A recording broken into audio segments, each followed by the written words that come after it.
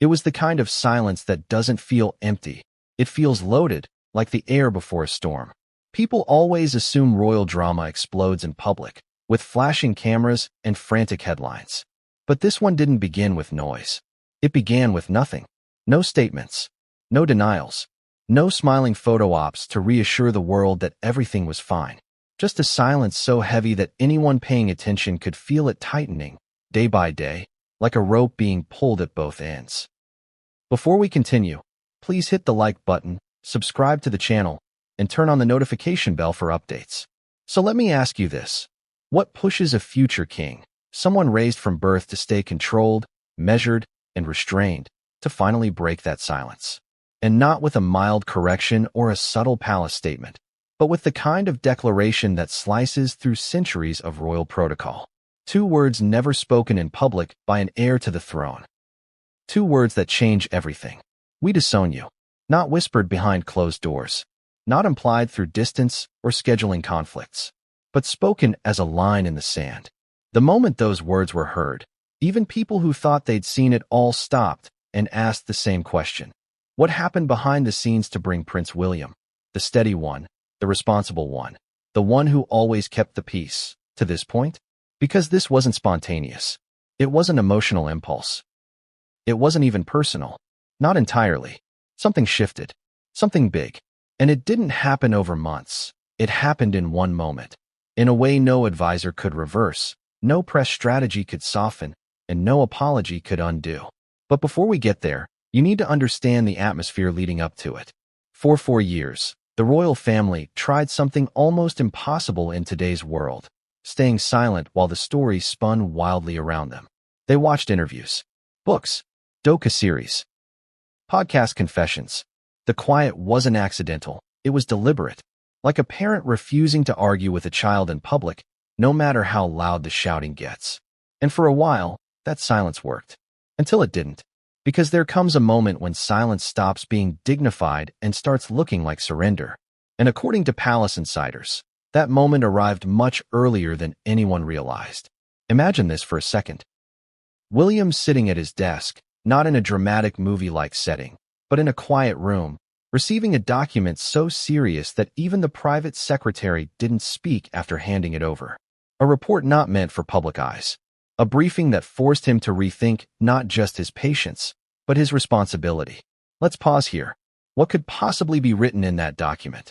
What kind of information forces a future king to say the words no royal heir has ever had to say? Not distance. Not withdraw support. Not no comment. But disown. This is where the story stops being about tabloids and starts being about something else entirely. Duty. You see, people forget something very important about William. He's not just a brother. He's not just a father. He's not just a public figure trying to keep the peace. He is the person expected to inherit an entire institution. Every decision he makes gets measured not in days or headlines, but in decades and history books. So when William speaks, especially publicly, it's never casual. Which brings us to the moment everything changed. But before we reach that breaking point, let's rewind, because the signs were there. Not dramatic, not obvious, but subtle. A stiff exchange at a public event. A canceled meeting that was quietly rewritten on the official calendar. The way William's expression shifted when certain topics came up. Not angry, not emotional, just closed. You know that look someone gives when they're trying not to say what they're thinking? Now imagine that look on someone trained since childhood to reveal nothing. It means something. And yet, even with all of that simmering beneath the surface, no one predicted the shift that was coming. Not even those closest to the situation. Because it wasn't triggered by a headline. It wasn't triggered by a speech. It wasn't triggered by a public appearance gone wrong. It was triggered by something that happened in private and stayed hidden. At least for a while. Here's where the timing matters. Right when the world thought the tension had peaked, something else happened. William stopped avoiding the subject. Not publicly, not all at once, but internally, quietly. Advisors noticed the change first. Fewer delays, fewer deferrals, fewer attempts to soften the edges. Something clicked. And when that shift happens in a royal household, you don't see fireworks, you see reorganization. Meetings that were previously optional become mandatory. People who normally wait for instructions begin preparing for outcomes. Doors that used to stay open, close. But here's what makes this moment different. This wasn't just William reacting. This was William preparing. Because what's coming next isn't just emotional, it's structural. And the truth is, the public never hears about internal decisions until years later. But insiders? They felt the temperature drop the moment William received confirmation of what he'd been warned about. Let me ask you something directly. Do you think a future king risks everything, public opinion, family unity, the legacy of his late mother, without absolute certainty? Or do you think he waited, watched, verified? Imagine finding out that the person causing the crisis isn't stopping. Imagine realizing that silence is no longer preventing escalation, it's enabling it. That's when patience becomes liability. And that's when William shifted from protective older brother to heir to the throne. The transition didn't happen publicly. It happened in a private meeting no one expected to escalate. A meeting that, according to those close to the situation, ended with a decision so final that no one present questioned it. But don't misunderstand. This story isn't about William suddenly turning cold. It's about something more complicated. Something people rarely consider when they talk about royal family conflict. What happens when protecting one family member endangers the stability of the entire monarchy? Because that's the crossroads William reached. Let's go deeper. There's a moment in every story where the audience thinks they know the ending, and then they discover they only understood the surface. For years, people assumed William stayed quiet out of anger, pride, or emotional distance. But what if the silence wasn't weakness? What if it was strategy? Ask yourself this. Why would someone remain silent while the world believes the worst? Either because the truth benefits them more later, or because speaking too soon would cause more damage than waiting. Now imagine realizing that waiting is no longer the safest option. That's where William found himself. And here's the part no one expected. The breaking point wasn't triggered by Meghan directly. It wasn't even triggered by Harry. It was triggered by something that forced William to reevaluate everything he had tolerated until that moment. And once that happened, there was no going back. We're not at the breaking point yet, but we're close. Because before William spoke publicly, something else happened. Something that shifted this story from personal conflict to national responsibility. A moment that forced the palace to consider consequences far beyond family reputation. And it came from a source no one expected. But that's where we're heading. Because the announcement didn't come out of nowhere. It was the result of a sequence of events that built up quietly, until the pressure became impossible to contain. And when that pressure finally reached its limit, the silence broke. Not with anger, not with an emotional outburst, but with a decision. A final one. And the words William chose weren't symbolic. They were literal. But before we get to them, there is one more twist, and without it, the announcement makes no sense. So let's move forward. People think relationships fall apart in dramatic moments, slammed doors, raised voices, final words shouted in anger. But the truth is, most endings start quietly, with things unsaid, with distance measured not in miles, but in pauses. And for Prince William, the distance didn't begin on the day the world noticed it. It began long before that. Ask yourself this. When was the last time you saw the two brothers look at each other the same way they used to? Not politely. Not formally, but with the effortless comfort that comes from a bond formed long before the world was watching. Most people point to the interviews, or the book, or the accusations that made headlines around the world. But that wasn't the beginning. The real fracture started the moment trust was replaced with uncertainty, and neither side realized how deep the crack would spread. Picture the final time William and Meghan were in the same room, without cameras capturing every blink and breath. There were no raised voices. No dramatic confrontation, just tension so sharp it felt like the kind of silence where everyone is waiting for someone else to speak first. Nothing was said, and yet everything was communicated. Because sometimes the absence of words is the loudest answer. But here's the part almost no one understands. William didn't withdraw because he was angry. He withdrew because he was cautious. The same way someone steps back from a bridge they suddenly realize might not be as stable as it looked. He was trying to assess the damage before acknowledging it existed. That's what makes this chapter so important. This was the calm before the breaking point. The moment when William believed, or hoped, things could still be fixed. Let's go back even further. There was a time when William assumed every storm would eventually pass, that the family would regroup, reset, and rebuild the way they always had. For decades, that was the royal pattern. Conflict happened behind closed doors. Reconciliation followed. The world never knew. But this time, something was different. This time, the storm didn't fade, it expanded. Each month added a new layer. Each headline cut a little deeper. Each silence became harder to maintain. And William did something no one expected. He stayed still. Not because he didn't care, but because he cared too much to react without certainty. Imagine being in his position for a moment. Your brother, the person who shared your childhood, your grief, your most defining losses, begins to speak publicly in ways that make staying silent feel almost unbearable. Do you respond and risk turning a family conflict into a global spectacle? Or do you hope that patience will eventually lead the situation back to something resembling normal? William chose patience. At first, but patience has an expiration date. And according to those close to the situation, William's ran out much earlier than anyone realized. He just didn't show it. Here's where things become more unsettling. There was a particular moment, not public, not filmed, when William walked into a private meeting expecting routine updates, and instead walked out with a truth that forced him to question everything he believed about how far things had gone. It wasn't explosive. It wasn't dramatic. It was worse. It was confirming. Because uncertainty is painful, but confirmation is irreversible. Let me ask you directly. What would you do if the one thing you hoped wasn't true suddenly was? Would you keep quiet? Would you confront it? Would you wait for someone else to fix it? Or would you start preparing for the moment you hoped would never come? That's where William found himself, standing at the edge of a decision he didn't want to make. But here's the twist. The world thinks the announcement came out of nowhere. It didn't. It was the result of a single discovery that shifted the story from emotional to unavoidable, and once William saw it, there was no path back to silence. And that discovery? We haven't reached it yet, but we're getting closer. People assume that the breaking point in any relationship is loud, but more often, it's quiet. It happens in a moment so subtle that no one realizes its importance until much later, when the consequences start unfolding, one by one. For William, that moment arrived long before the public noticed a change. It happened on an ordinary afternoon, in an ordinary room, during what was supposed to be an ordinary briefing. No raised voices. No dramatic reactions. Just a stillness that fell over the space as soon as the final page of that report was read. And here's the strange part.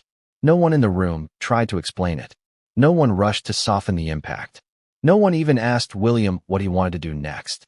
Because everyone could see it, something had shifted.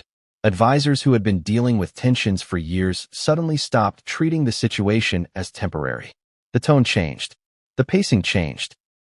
The expectations changed. And William, for the first time, didn't resist that shift. Let me ask you something. What's more dangerous, confrontation or realization? Because confrontation you can prepare for. Realization hits you without warning. William didn't react with anger. He reacted with stillness. And stillness is far more unsettling, especially coming from someone known for control. This was the moment when William silently moved from hoping it will calm down to preparing for what happens if it doesn't. But here is where the story becomes even more complicated. Most people think William was blindsided by the public fallout, the interviews, the accusations, the emotional disclosures shared with millions. But privately, insiders say the concern started much earlier. Not because of what was being said publicly, but because of what was happening privately. It wasn't just the words. It was the pattern. Meetings rescheduled. Communication reduced. Information withheld. Trust thinning, slowly, then suddenly. Picture two people standing on the same platform, but one begins taking tiny steps backward. At first, no one notices. They're still close enough to talk, still close enough to reach out. But step by step, the distance grows. And by the time the other person realizes what happened, the space between them is too wide to cross in a single move. That's what was happening between William and Harry. But this chapter isn't about blame. It's about the moment when William realized the relationship had entered a stage that silence could no longer protect. Here's something most people never consider. Silence isn't always peace. Sometimes silence is pressure, and pressure always needs somewhere to go. For years, William believed that staying silent was the least harmful option. But every choice has a cost. And the cost of silence was starting to show. Let's look at the signs. There were public events where the atmosphere felt colder than the winter air. Not because of what was said, but because of what wasn't. There were brief eye contacts that used to carry reassurance, but now carried hesitation. There were family obligations that once felt natural, but were now navigated with the precision of handling glass. Even insiders didn't know what to expect anymore. Would things stabilize or collapse? No one could tell. And William, who was raised to avoid uncertainty at any cost, suddenly found himself surrounded by it. Now imagine being in that position. You're not just dealing with family tension. You're dealing with an entire country watching your every move, every expression, every gesture, every silence. So what do? Do you respond? Do you defend? Do you retaliate? Or do you wait until you understand the full truth? William chose the fourth option, even though it cost him, because responding too soon could have destroyed everything. But waiting too long could have the same result. That is the impossible line he was walking. Let's pause here and look at the emotional side of this. Not the royal protocol, not the public perception, but the human reality. William and Harry weren't just brothers. They were survivors of the same tragedy. They were children who grew up under the same unbelievable pressure. They were two people who lost the same mother in the most public way imaginable. Their bond wasn't normal. Their grief wasn't normal. Their lives were never normal. So when their relationship began to fracture, it wasn't just painful, it was destabilizing. It forced William to confront something no older sibling ever wants to face. You can't protect someone who no longer sees you as protection. And here's the twist almost no one talks about. William didn't stop trying. Even when communication became strained. Even when interactions felt rehearsed instead of real. Even when every attempt at connection was interpreted as interference. He still hoped something, anything, would shift. But hope is fragile, especially when every new development seems to push things further in the wrong direction. And then came the moment that marked the beginning of the end. Not publicly, not dramatically, not in front of cameras, just a private realization. William finally understood that the situation wasn't circling, it was spiraling. There's a difference. Circling means eventually coming back to the same point. Spiraling means moving further away every time. And once he recognized that pattern, everything changed. Because spiraling doesn't fix itself. It accelerates. So William did something he had avoided for years. He began gathering information. Not to retaliate, not to punish, but to understand. Because decisions based on emotion are dangerous. Decisions based on certainty are final. That is the moment no one saw. The moment William shifted from reacting to preparing. And once someone like William starts preparing, it means the outcome is no longer a possibility. It's an inevitability. But here's what makes this even more striking. William still didn't speak. He still didn't respond publicly. He still didn't correct the narrative. Because the announcement he was moving toward wasn't about public opinion. It was about something far bigger. Responsibility. The kind that comes with a crown long before it's placed on your head. Let me ask you something directly. How do you separate personal loyalty from national duty? Where do you draw the line between brother and future king? And what happens when those two identities finally collide? William was about to find out. But before the announcement, before the words heard around the world, before the moment that shattered the silence, there was one more shift. A final event that changed everything. And it didn't come from inside the palace. It came from outside. From a source no one expected. At a time no one predicted. With information no one was prepared to handle. That was the moment when silence stopped being strategy and became impossible. Because once William saw what was coming next, waiting was no longer an option. And the decision he made after that would become the point of no return. It started with a file no one expected to matter. Just a thin folder, marked with nothing alarming, delivered during what should have been a routine internal briefing. No urgency. No red labels. No hushed warnings. Just paperwork, the kind that usually disappears into palace archives without a second thought. But sometimes the smallest things carry the biggest consequences. Advisors later said the room shifted before anyone understood why. Not because of what was written on the first page, but because of what wasn't. Silence. A kind of silence that didn't feel accidental. A silence that felt intentional. Let me ask you something directly. What's more dangerous? Information that shocks you, or information that confirms what you were afraid to believe? Because this wasn't a revelation. It was verification. The palace had been running on assumptions for years. Whispers, observations, patterns, speculation. But assumptions can be dismissed. Patterns can be ignored. Whispers can be denied. Documents cannot.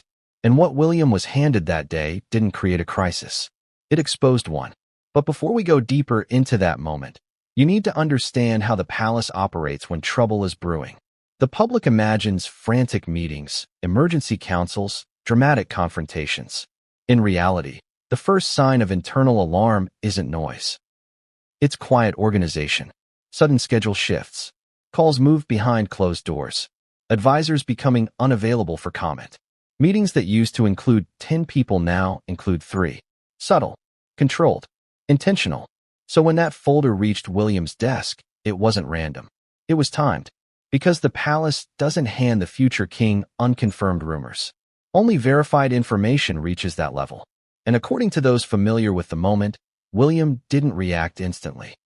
He didn't stand. He didn't call anyone back into the room. He didn't even speak. He just kept reading, page after page. Steady, silent, expression unchanged. But stillness doesn't always mean calm. Sometimes stillness is the only way someone stops themselves from reacting too soon. Here's where things take a turn. People assume the palace is slow, that decisions take months, even years. But when something threatens stability at the highest level, everything accelerates. And that's what happened next. William requested verification. Not assumptions. Not summaries. Not interpretations. Verification. Because once a decision is made at that level, there is no undoing it. Now ask yourself this. How confident would someone need to be before making the kind of announcement William eventually delivered? How certain? How prepared? The answer is simple. Completely. Which is why what happened next mattered more than the original report. The verification came back worse. Whatever the palace expected to confirm, the reality exceeded it. And that was the turning point. This wasn't just about family tension anymore. It wasn't about disagreements. It wasn't about emotional fallout or public embarrassment. It was about risk. The kind of risk that forces a future king to choose between personal loyalty and institutional responsibility. And once William crossed into that territory, the emotional part of the story became secondary. Not because he stopped caring, but because he no longer had the luxury of caring first. Let's focus on the reaction inside the palace. Not from William, but from the advisors who witnessed it. They didn't panic. They didn't debate. They didn't try to convince him to wait. They did something far more revealing. They prepared. You see, advisors can always tell when a royal is reacting emotionally versus strategically. Emotional reactions are loud. Strategic reactions are silent. And William was silent. Not the strained silence of someone overwhelmed, but the controlled silence of someone shifting into responsibility. Think about what that means. For years, William tried to keep the situation from escalating. He delayed decisions. He redirected conversations. He shielded the monarchy from unnecessary fallout. But shielding only works when the damage is external. What happens when the damage comes from within? That was the question no one wanted to ask. And the one William could no longer avoid. Let's step into the emotional reality of this moment. William wasn't just receiving information. He was losing the last piece of hope. Because up until that briefing, there was still a possibility, however fragile, that the situation could stabilize. That relationships could rebuild. That time would soften what had hardened. But confirmation kills hope. Not instantly. Quietly. You don't feel it all at once. You feel it in the moment you stop defending someone without realizing you've stopped. You feel it when patience no longer feels noble. It feels dangerous. You feel it when silence becomes a liability. That's what shifted inside William that day. He didn't stop caring. He stopped waiting. And that is far more powerful. Because waiting is passive. Preparation is decisive. Now let's talk about what happened behind the scenes after that briefing. The part the public will never see, but insiders did. Advisors began drafting scenarios. Not statements, scenarios. Possible outcomes. Possible responses. Possible consequences. Which means one thing. William had moved from managing a problem to preparing for a result. And here's something most people don't realize. Royal households never prepare for something unless they believe it is unavoidable. Which means by the end of that day, the announcement wasn't just possible. It was inevitable. But we're not there yet. Because before William could speak publicly, one more step had to happen. A step that insiders say changed the emotional temperature of the entire situation. William needed to know whether Harry knew. Not what he believed, not what he assumed, but what he actually knew. Because there is a difference between a crisis created intentionally and one created blindly. So William asked the question no older brother ever wants to ask. Was Harry aware of what was happening? And the answer? It didn't bring clarity. It brought something worse. Uncertainty. Which meant William had to make a decision without knowing whether his brother was acting with awareness or without it. Imagine that for a moment. You're about to make the most difficult public decision of your life. You're about to cut a line that has existed your entire adulthood, and you don't know whether the person on the other side sees the line breaking or thinks everything is still intact. That is the weight William carried, but he still didn't act. Not yet, because before action comes confirmation, and before confirmation comes one more devastating step. A private attempt at resolution. One final effort. One last opening. One conversation that would determine whether the announcement was preventable or unavoidable. And when that attempt was made, the response that came next didn't just close the door. It sealed it. The attempt at resolution didn't happen in a grand setting. There was no sweeping staircase, no formal table lined with advisors, no cameras waiting outside a gate for the first sign of movement. It happened quietly, almost casually. A phone call that wasn't scheduled on paper. A conversation arranged through intermediaries. A moment that was supposed to feel safe, neutral, private. Because before William could make a decision that would alter the course of his family and the monarchy, he had to try one last time. Not out of obligation, out of hope. But hope, by this point, was running thin. According to those familiar with the timeline, the outreach wasn't confrontational. William didn't demand explanations. He didn't present accusations. He didn't even reference the information he had just received. He asked a simple question, one that could have changed everything. Can we talk? It wasn't dramatic. It wasn't emotional. It wasn't even royal. It was human. But the response that came back didn't open a door. It closed it. Not with anger. Not with shouting. Not with an argument. With distance. A message passed through a third party. A delay that stretched into silence. A reply that sounded polite, but final. And here's the part that hit harder than any confrontation could have. There was no attempt to ask why William reached out. No curiosity. No urgency. No recognition that the moment was critical. Imagine reaching out your hand, not to accuse, but to rescue. And watching the other person step further away as if they don't see the edge forming beneath them. That was when everything shifted. Because up until that moment, there was still an alternative path. Maybe strained, maybe difficult, maybe uncomfortable, but possible. That possibility disappeared in an instant, not because of hostility, but because of indifference. And indifference is far more dangerous than anger. Anger still cares. Indifference has stopped caring. So William did something he had avoided for years. He stopped trying to fix the situation emotionally. He started preparing to handle it responsibly. And that's when the palace saw the change. The tone of internal communication sharpened. Meetings became shorter and more focused. Options that were once theoretical became actionable. Advisors who had been cautious became aligned. No one needed to ask what William was thinking. They already knew. But here's where the story becomes even more intense. Right when the palace believed things had reached their peak, another development arrived. Unexpected, unwelcome, and impossible to ignore. It didn't come from a royal aide. It didn't come from a journalist. It didn't come from anyone inside the palace network. It came from an external source.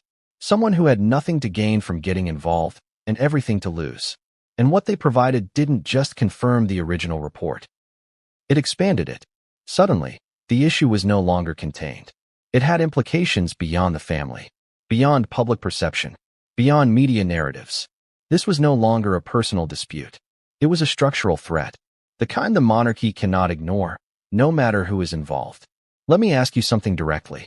What would you do if protecting one person meant risking everything you were responsible for safeguarding? Would you hesitate? Would you delay? Would you look the other way? Or would you act? Because William reached a point where doing nothing became more dangerous than doing something. And once that threshold is crossed, action becomes inevitable. But here's the part almost no one knows. Before William took the first official step, He asked one final question behind closed doors, not to advisors, not to the public, but to himself. If I make this decision, will history understand why? That's the kind of question only someone raised to think in decades, not days, would ask. Because William wasn't thinking about headlines. He was thinking about legacy. And legacy doesn't care about emotion. It cares about outcome. So the palace moved into what insiders call containment mode, a phase only activated when a situation is no longer salvageable, only manageable. During containment mode, information stops flowing outward. Staff are instructed not to speculate. Documentation becomes restricted. Decisions move upward, not across. And once that mode is triggered, there is no going back. The only path left is forward. Here's where the emotional weight becomes nearly unbearable. William was preparing for a public decision that would not only redefine his relationship with one person, but would alter the structure of the royal family permanently. He knew the reaction would be global. He knew the fallout would be personal. He knew the consequences would be irreversible. And he also knew something even more painful. Harry might not understand why. Not now.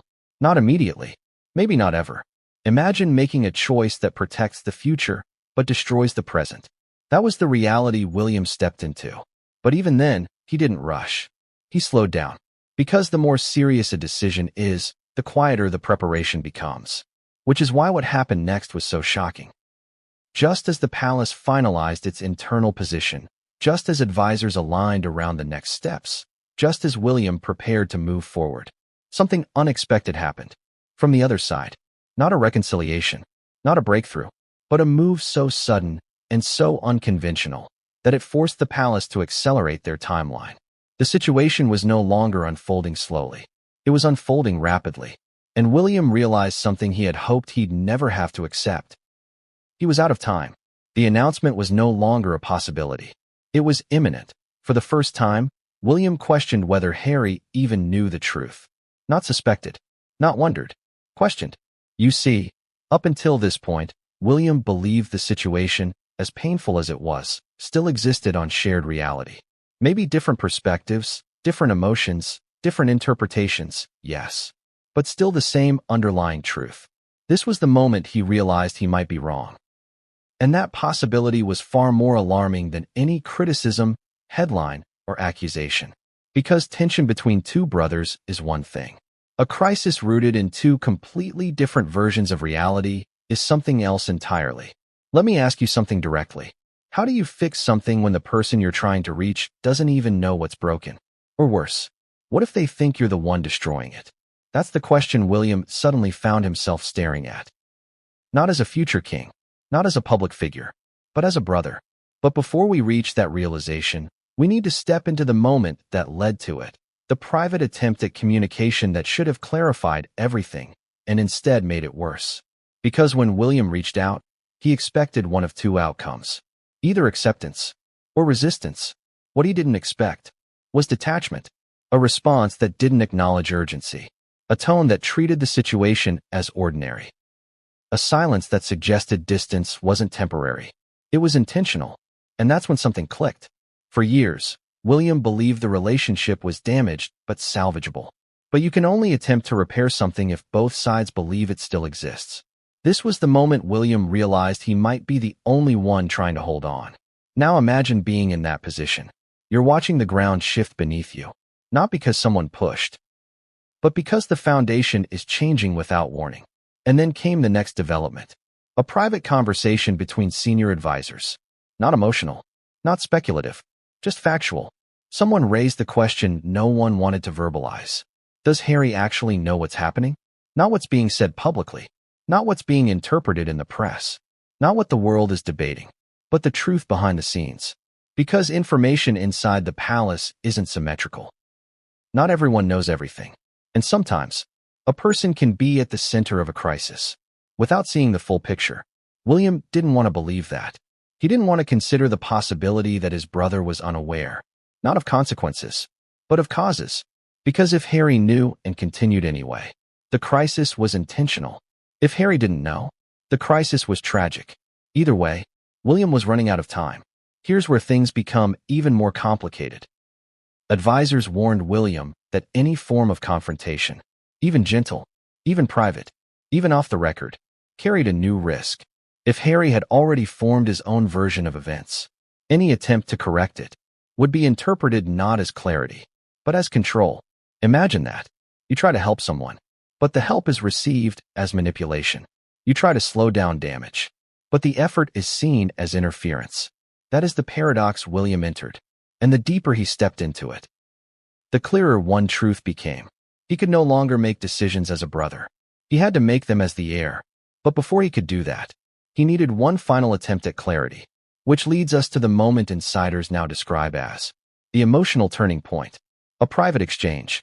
Short, measured, and devastating. William asked a question. Not dramatic, not accusatory, not emotional. Just 7 words. Do you know what's happening right now? The reply was immediate, but not in the way anyone expected. It didn't answer the question. It redirected it. The kind of response that tells you more by what it avoids than by what it says. No acknowledgement of concern. No request for explanation. No curiosity. Just distance. And that was when William finally understood that the situation was no longer mutual. 2 people can only fix something together if they're standing in the same reality. They weren't. Let's talk about the emotional impact of that realization. Because this isn't just a royal storyline. It's a human one. William wasn't dealing with betrayal. He was dealing with loss. Not loss of a relationship that ended suddenly, but one that faded slowly, quietly, until he looked up and realized the person standing across from him was no longer the person he remembered. But even then, he didn't move toward the announcement. Not yet. Because before a final decision can be made, there is always one last possibility. Maybe things look worse than they are. Maybe distance is temporary. Maybe misunderstandings can be corrected. So William waited. Not for days. For weeks. Watching. Listening. Looking for any sign that the situation might shift. It didn't.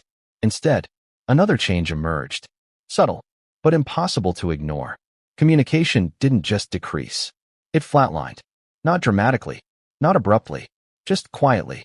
Like a door that had once been left slightly open and now sat fully closed, without anyone remembering when it happened. Here's something people rarely understand. Relationships don't usually end with final words. They end with final silences. And this silence was different. It wasn't angry. It wasn't emotional. It wasn't even cold. It was indifferent. And indifference tells you one thing. Someone isn't fighting anymore, because they're no longer invested in the outcome. That was the moment William understood. He wasn't choosing between 2 options. The choice had already been made for him, but things were about to escalate even further, because right when William accepted, that communication was no longer possible. The unexpected happened. A message arrived, not through Harry, not through the palace, but through an intermediary. The content wasn't shocking. The tone was formal, detached, almost transactional, like communication between 2 institutions, not 2 brothers. William didn't react outwardly, but insiders noticed the shift. He didn't ask follow-up questions. He didn't attempt another call. He didn't request clarification. He simply went quiet. Not the silence of someone avoiding conflict. The silence of someone preparing for it. Because this wasn't personal anymore. It was structural. And once a situation becomes structural, there is only one direction it moves. Toward action. But before the first step could be taken, something happened that no one, not even palace staff, anticipated. A response arrived. Not from Harry, not from advisors, not from anyone involved directly, but from Meghan, and not in the way anyone expected. The message didn't arrive with warning. No urgent call, no unexpected visit, no sign that something significant was about to unfold. Just a quiet notification relayed through a channel that was never meant for sensitive communication. And yet, the impact was immediate, because the wording was precise, not emotional, not defensive, not dramatic, calculated. Every sentence structured, every word intentional, every line revealing nothing, and everything at the same time. People often assume tension explodes through confrontation, but the most dangerous shifts happen in subtleties. And this message was exactly that, subtle, but seismic. It didn't acknowledge William's outreach. It didn't reference the situation at hand. It didn't ask questions or offer clarity. Instead, it introduced a new element into the story. Control. It suggested boundaries, defined terms, redirected responsibility, not aggressively, but unmistakably. As if the narrative was no longer shared, it was being managed. And that was the moment William's concern deepened. Because up until then, there was still a possibility that distance was the result of misunderstandings or emotional exhaustion. But this message wasn't exhausted. It was strategic. Let me ask you something directly. What's more alarming? Someone who reacts emotionally, or someone who responds without emotion at all? Because emotional reactions can soften. They can reverse. They can shift. But strategic distance? That rarely returns to what it was before. According to insiders, William read the message twice. Not because he didn't understand it the first time. Because he understood it too clearly. He didn't respond. Not out of pride. Out of realization. He was no longer dealing with a personal disconnect. He was dealing with an intentional repositioning. A line had been drawn, not in anger, but in certainty. And once a line is drawn with certainty, crossing it becomes almost impossible. But the most painful part wasn't the message itself. It was what the message implied. Harry wasn't the one communicating anymore. The person William needed to reach might not have been reachable at all. This was the moment when the emotional framework collapsed. Because William finally understood something devastating. He was no longer speaking to his brother. He was speaking into a vacuum. And vacuums don't respond. They absorb. The palace reacted differently this time.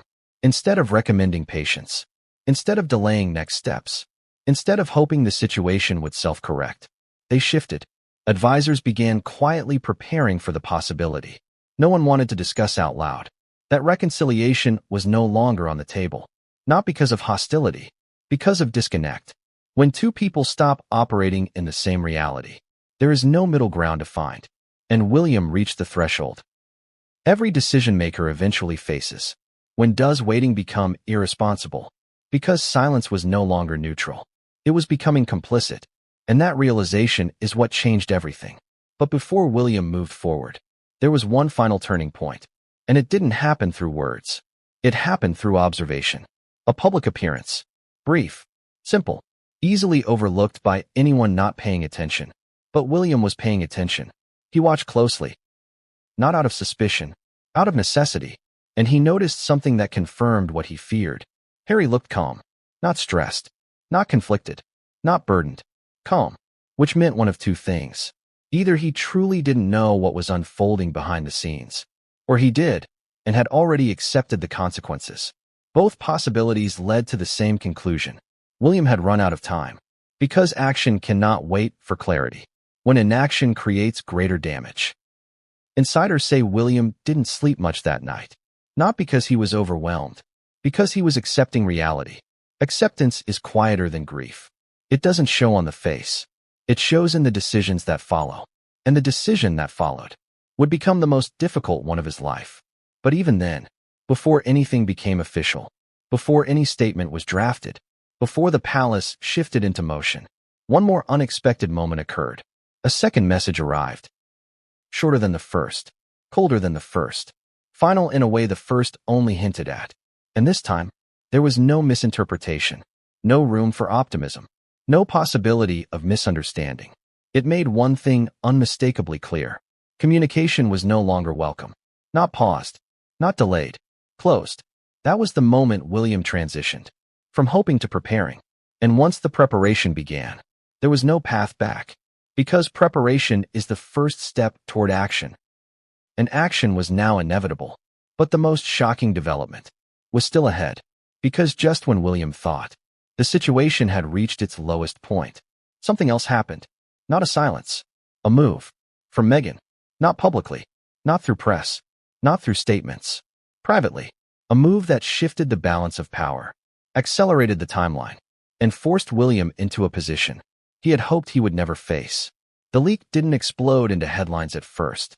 It slipped. Quietly, like a drop of ink spreading through water, almost invisible until it was too late to contain. And the most stunning part wasn't what was leaked. It was who received it. Because it didn't end up in the hands of a tabloid, or a reporter looking for a scandal, or a blogger waiting to twist the narrative. It landed with the one person William feared most. Not because they were malicious, not because they were reckless, but because they were influential and impossible to control. But before we reach that moment, we need to step into what triggered the leak in the first place. A private call that was never meant to reach anyone beyond the walls of the palace. It wasn't dramatic. No raised voices. No emotional breakdowns. Just a conversation between senior advisors reviewing the situation after William's final attempt at communication fell apart. They weren't discussing statements. They weren't drafting decisions. They were assessing risk. And risk assessment inside a royal institution is never casual. Every word is measured. Every possibility is examined. Every outcome is weighed against history, not opinion. But someone listening, someone who wasn't supposed to hear, interpreted the situation differently. They didn't see caution. They saw crisis. And in their attempt to alert the right people, they contacted the wrong one. Let me ask you something directly. What's more dangerous? Someone leaking out of spite, or someone leaking because they believe they're preventing disaster? Because the second type is unpredictable. They act without hesitation. They act without strategy. They act without understanding the consequences. And that's exactly what happened. The palace realized the leak occurred only after the damage had already been done. Not publicly, not in headlines, but privately. Information reached a figure known for influence, not attention. Someone who had access to powerful networks. Someone who carried weight without needing visibility. Someone William never wanted involved in the situation. The moment advisors confirmed where the leak had gone, the atmosphere inside the palace changed instantly. The temperature dropped. The pacing shifted. No one raised their voice, because shock doesn't scream. It goes silent. William was informed immediately. He didn't react outwardly. He didn't ask who did it. He didn't demand names. He didn't blame anyone. He asked only one question. Do they know everything? That question told advisors everything they needed to know. William wasn't afraid of exposure. He was afraid of escalation. Because once the wrong person becomes aware of an internal crisis, especially one involving the future king's family, the situation is no longer private. It becomes leverage, not for manipulation, but for intervention. And intervention is the one thing William wanted to avoid above all else. Because the monarchy doesn't just operate internally. It operates through alliances, governments, institutions, international relationships. And some people hold influence across all three. That is who received the leak.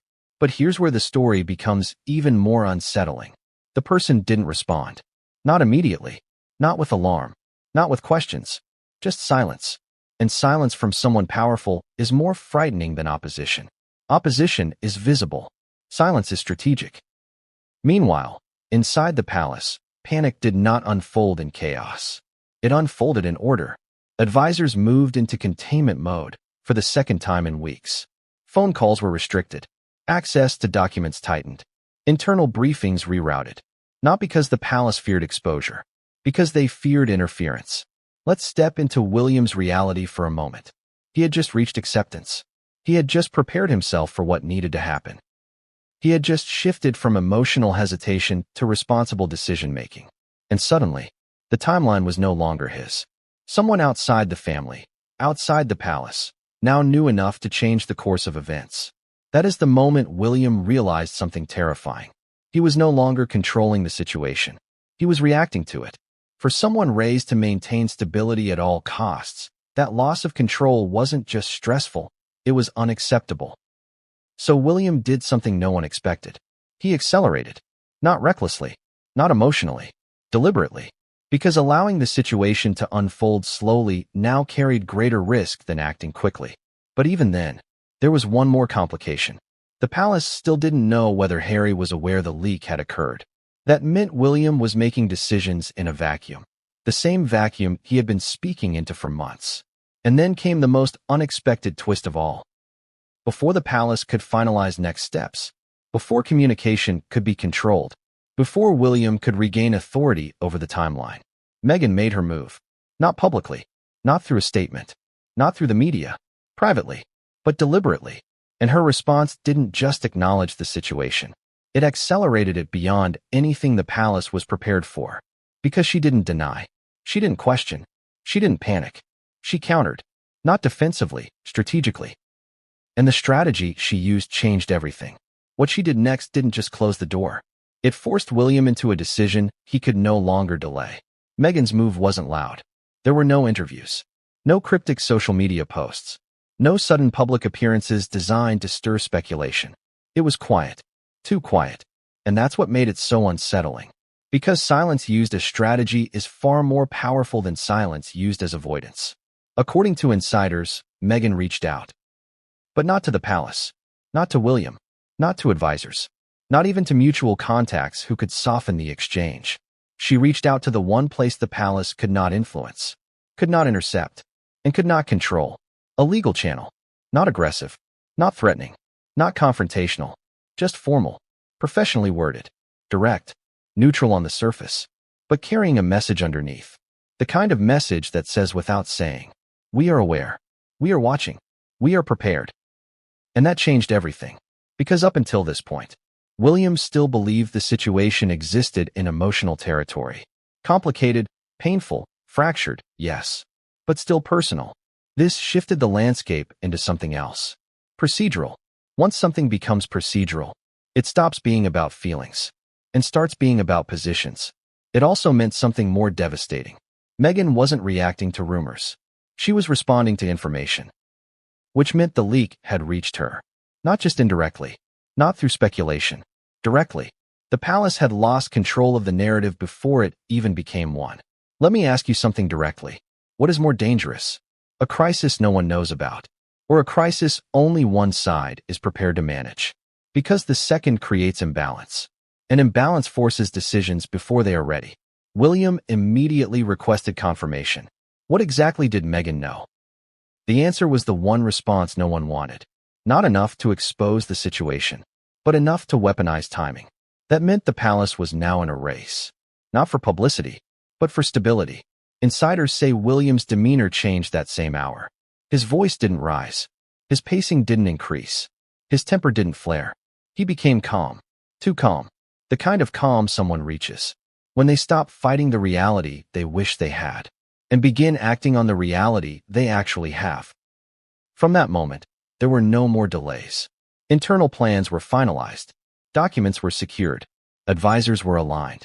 Yet even then, William still held back from one thing, making the announcement, because there was still one unknown variable, the same one that had haunted every step of the crisis.